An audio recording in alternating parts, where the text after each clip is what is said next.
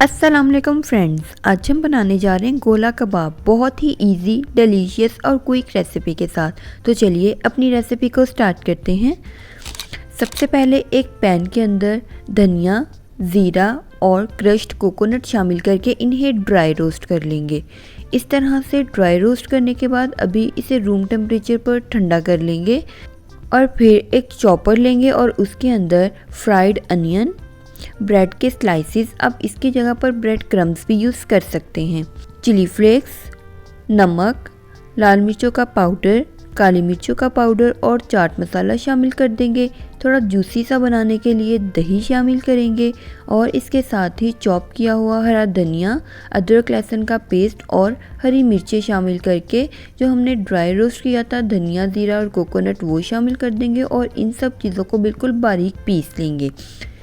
इस तरह से पीसने के बाद अभी बीफ कीमा शामिल कर देंगे और एक लेमन का जूस शामिल करके इसे दोबारा से बारीक पीस लेंगे।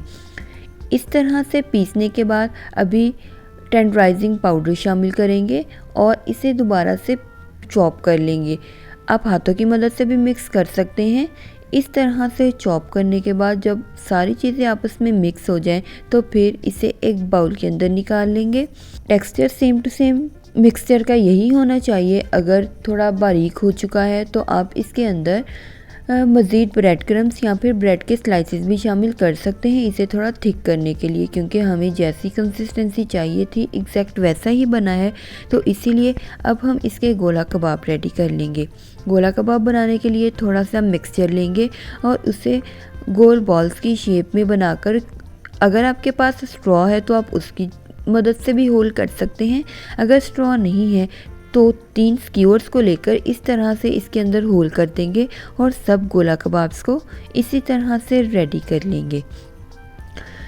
इस तरह से रेडी करने के बाद एक प्लेट के अंदर शामिल कर देंगे और इसे टेंडर होने के लिए थोड़ा रेस्ट देंगे।